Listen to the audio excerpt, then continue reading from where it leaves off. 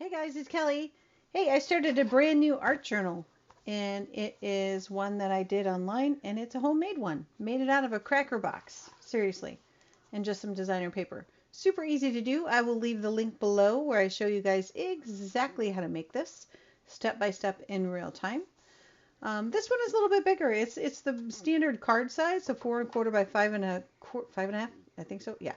So standard A2 card size. I decided to go up a little bit, and I'm gonna go with that book. So that's gonna be the new book. Lots of pages to come with this. So I got some more Stamperia paper. This is the Cosmos paper. This is probably an older collection, but I just fell in love with it. It has a really cool, mystic, like kind of a masculine feel, and I fell in love with it and decided that that was going to take on my first page. And I used a sentiment for the first page that says, "Trust the magic of new beginnings," because it's a new journal that I'm beginning. So I did all the fussy cutting and distressing of each piece that I cut out. I just used a circle punch and punched out some really pretty parts of the paper and then tore some paper.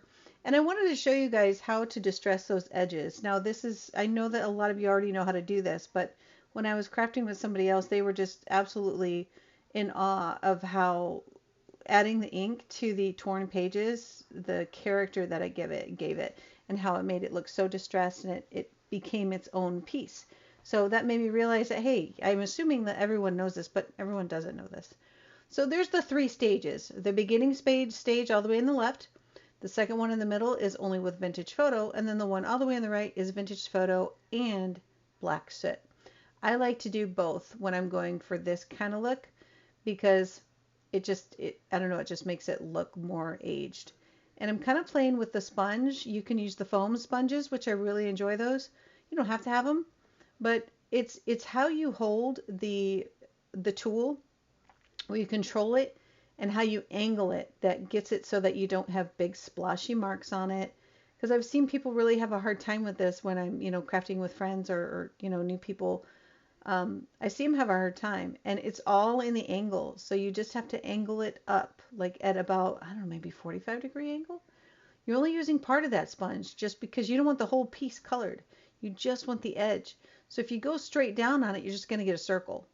If you angle it and you control it just right, you can get it to hit only the edge of the paper. And that's the whole goal when you're trying to get your papers to kind of look like your very own custom ephemera pieces. So yeah, so you can do it different ways. Like right there is the difference between the top had the black soot and the vintage photo. So I'm just kind of showing you the difference so that you guys can have an appreciation for why I take the time to do two inks on the edge. I could just be done with vintage photo and it's going to be beautiful. Or I could just be done with black soot and it would be nice. It would have a shadow. But having both of them just, I don't know, it just makes a difference for me. And that's what I prefer. You don't have to use vintage photo, but that ink is my jam. It's my favorite go-to for everything, distress, everything.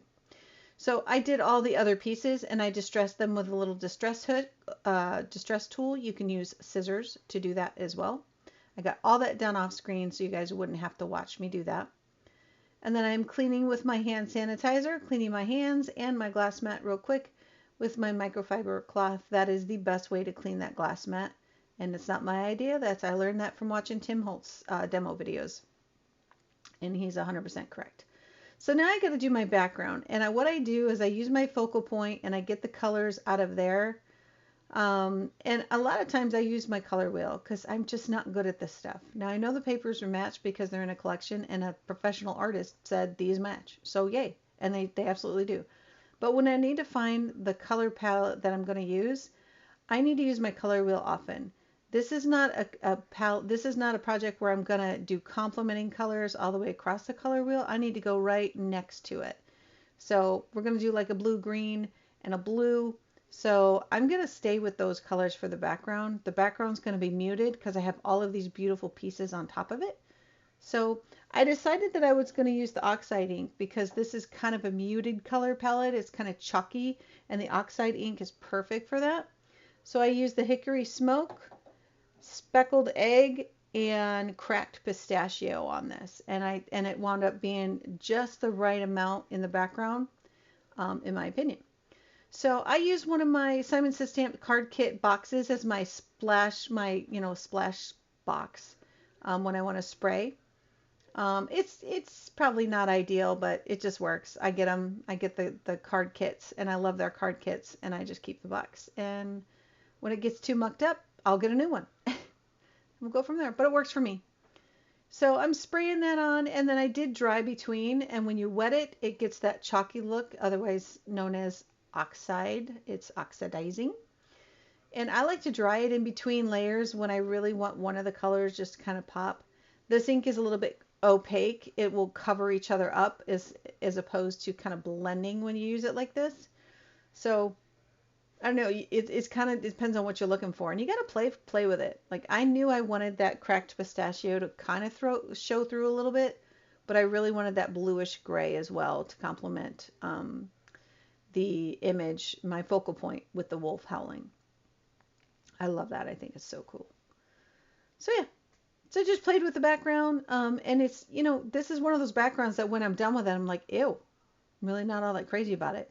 But it's not the focal point. You guys got to remember that about backgrounds. If you're new to art journaling, remember the background is just an accent. It's not the whole thing. All the pieces that you're putting on top of it are the whole thing. So when you first do it, you might not like it as much. So I didn't like it as much, but it matched and it went well. So I started adding some visual interest in the background, and that is my famous, infamous maybe, script stamp.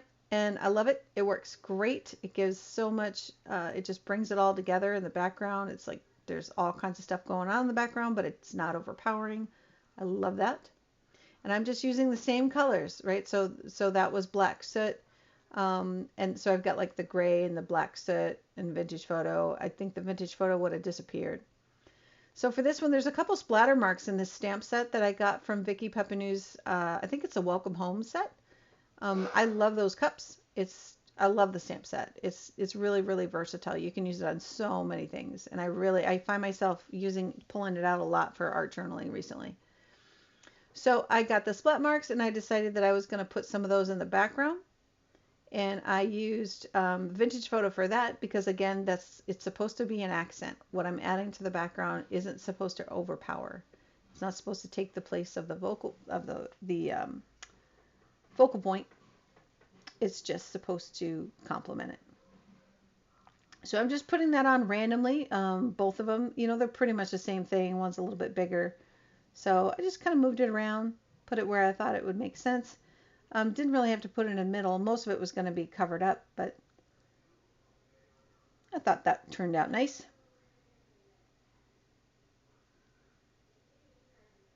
And I just wash those off with my microfiber towel. If there's extra alcohol ink if there's extra hand sanitizer on there, then it just cleans it better. But it works. So those little splat things, I think that's the coolest little accent to add. It's like it was meant to be there. So again, I'm looking at the background. I'm like, gosh, I don't really love this, but you got to remember again that that's not the end result. The end result is when you put all your goodies on there.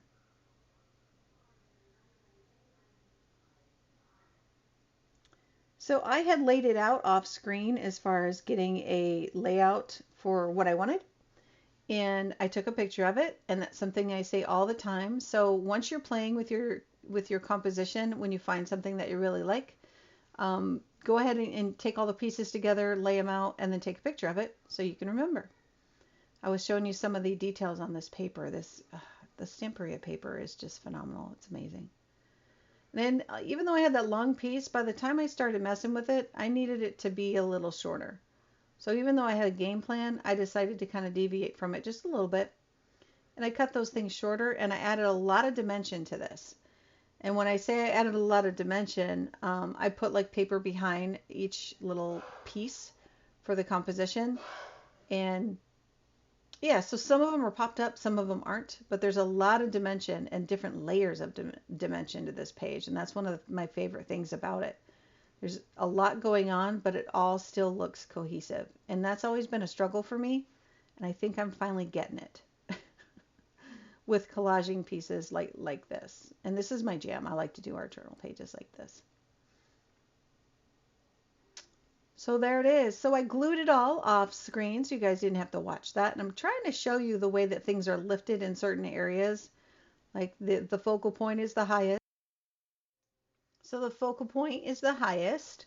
Um, and then there's different levels of it. So it's kind of hard to see, but just using, I use some foam tape here and there, and then mostly it's just layering different pieces of scrap paper underneath just to give it the dimension that I liked. So yeah, so now I'm just going to go ahead and do what I always do on the outside.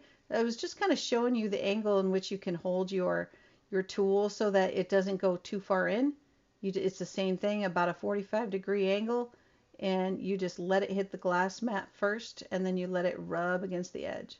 You don't want it to go too far in because otherwise it's going to steal the show. I could probably gone a little bit darker on this one, but I just let it alone. I just really liked how it was turning out.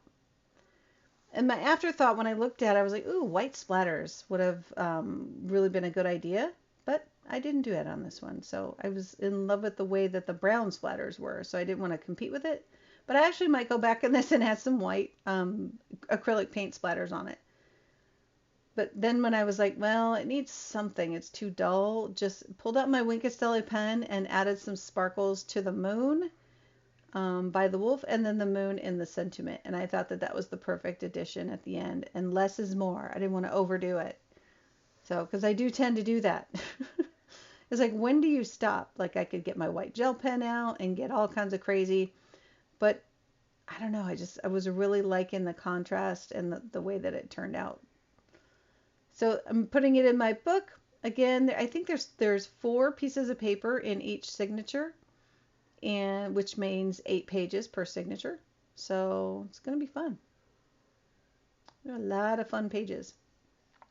So, and I really like doing this. I make my pages in my book, and then if I choose to work in the paper that's in the book, I can do that. But I really am a fan of just using regular paper to make my creation and then adding it to my book. So it's like a collection. So there you go. Hope you guys like it. Thank you so much. Don't forget to like, comment, and share, and I'll have a whole bunch more to come.